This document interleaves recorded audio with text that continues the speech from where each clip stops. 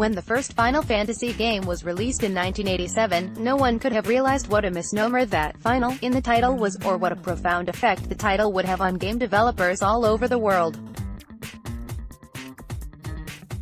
Final Fantasy is one of the longest-running franchises of all time, and the latest entry in the series is one of the longest-awaited titles in games.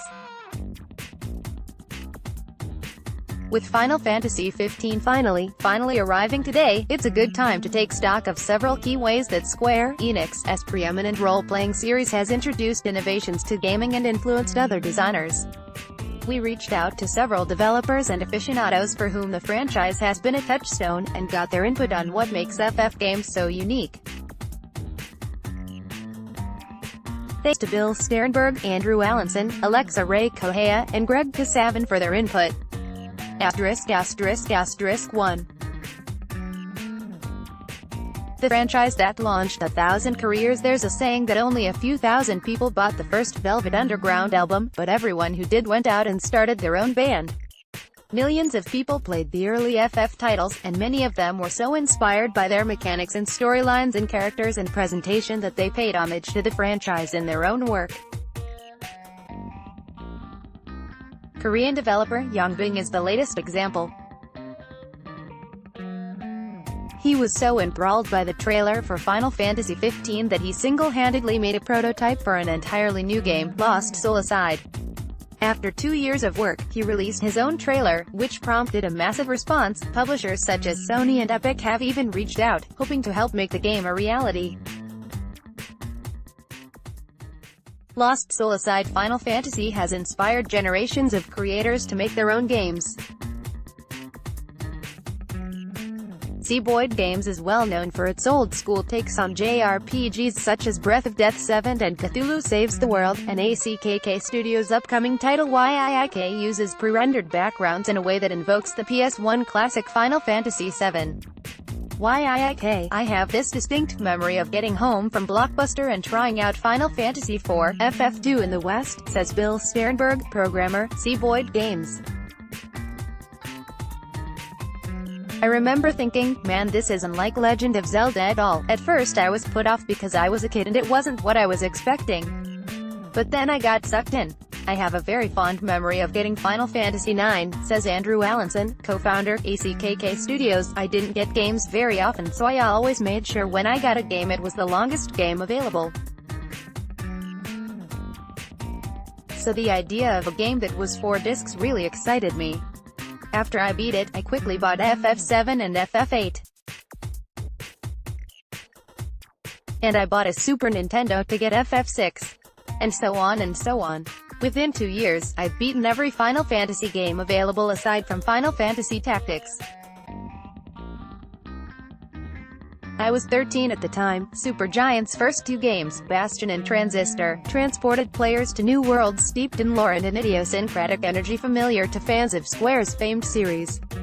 I distinctly remember playing the original Final Fantasy for the Nintendo Entertainment System as a kid, says Greg Kasavin, creative director, Supergiant. Even when I wasn't playing it, I would be theory crafting new ways to play it. What if I create a part with 4 black belts, or 2 black mages, a red mage, and a white mage? This sounds silly now, but at the time it was incredibly refreshing to have a game that afforded me this level of freedom. Final Fantasy is a huge inspiration to me personally, as those games helped open my eyes as to what could be achieved with interactive storytelling in games, adds Kasavin. I cared so deeply for those characters and their stories, and I loved how the creators were courageous enough to create new worlds and casts of characters each time, and to make characters who are empathetic and nuanced. In short, I want to make games that can make people feel the way the classic Final Fantasy games made me feel, too. Characters with character in a genre where you'll spend upwards of 80 hours with certain party members. It's important that they make for good company. The designers and localization teams who have worked on the Final Fantasy series have created innumerable memorable teammates throughout the years.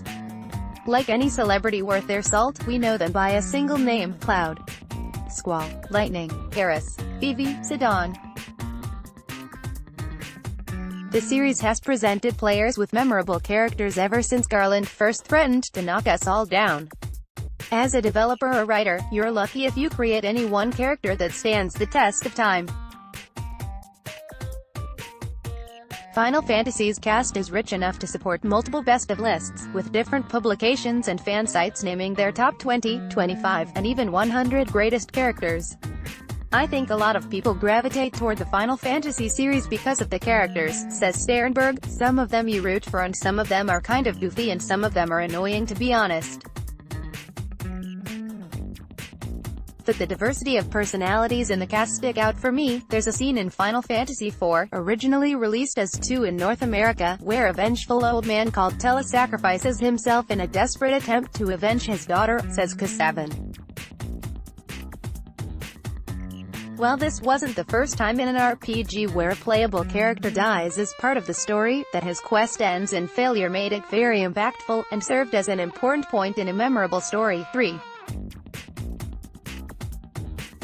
Memorable game worlds. Final Fantasy XV is not a continuation of Final Fantasy XIV, just as Final Fantasy II did not pick up where the original left off.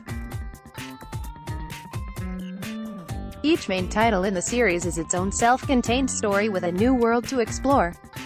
A game succeeds if the player wants to spend time there. In most every case, Final Fantasy creates a world worth discovering. When I think of Final Fantasy, I think of these grand experiences, long, epic journeys and pilgrimages with new faces and places at every turn, says Alexa Ray Correa, who is working on an upcoming book-length examination of Square Enix's Kingdom Hearts 2. I turned to the series as a means of escape. I was that nerdy girl in school that was always bullied, always the outcast because I didn't follow what was popular and didn't fit the mold, and I still think of the series that way. It's my safe space, the place I go to hear a beautiful story and to challenge myself. Final Fantasy, for me, was the first game that really made you feel something, in terms of feeling for characters and feeling that the world meant something, says Allinson. When you play Final Fantasy VII, you feel compelled to save the world because you enjoy being in it so much. Between the art direction and the characters and the music, there's something very inviting about it. 4. A uniquely influential approach to musical scores. I love how the Final Fantasy games used music to deliberate effect, says K7. They had musical scores, not just soundtracks. Composer Nobuo Uematsu enriched the simple role-playing game with a sound that lingers decades on. His themes have been played at concert halls and fans' wedding ceremonies. The series' lasting impact and its music are inextricably linked. Even when the two are separated, success follows. Few game franchises could get away with releasing a game based entirely around its signature sounds. But that's exactly what Theatrhythm, Final Fantasy for Nintendo 3DS, and later iOS is. They did a reorchestration of the famous opera scene in Final Fantasy VI, for one of the Distant Worlds CDs, an official album compilation of FF songs, and if you listen to the music and compare it to something like Wagner, which is real opera, the music is just as sophisticated, says Allinson. There's just as many complex moving lines and intricate harmonies. In a way, video games have moved away from this now. Everyone seems to be going toward a film score direction. It's all just so harmless now. Uncharted 4 plays it so safe with music you feel could be playing in the background of a law. Whereas Final Fantasy really always has been scored like an opera. 5. It even blazes trails in creative brand extension beyond this winter's 15th mainline game. The Final Fantasy franchise has expanded beyond the traditional role-playing with dalliances and other genres. In addition to the rhythm games and the Chocobo handheld spin-offs, there's Final Fantasy Tactics, a strategy game from the folks behind Tactics Ogre, and Dissidia Final Fantasy, a 3D fighting game, among many others. With what was supposed to be a one-off adventure, Square succeeded in building the ultimate renewable resource, a brand name in its own right, able to be grafted onto new, tangential ideas. Perhaps the best example of the series' malleability is in Kingdom Hearts, which enmeshes two unlikely universes, Final Fantasy and Disney, together. Whether this is smart evolution or cynical capitalism depends on how much you value survival in an increasingly hostile marketplace. Kingdom Hearts works because it looks like it shouldn't, says Correa. Disney is sweet and cuddly and Final Fantasy is dark and complex. But both of these properties offer a depth of storytelling and emotional power seen so little in other media. Final Fantasy has always been an idea, heroes on an epic journey with a few repeating elements, like cactars and moogles and crystals and phoenix downs. You can build anything in any which way from that idea. Maybe that was the intention of its creators. Or maybe it was just a happy accident. 6. Orchestrating spectacle. The upcoming Final Fantasy XV is a quest 10 years and untold millions of dollars in the making. It has a lot to live up to. The franchise has long sought to dazzle players with game experiences that are more detailed and grand than anything they've seen before.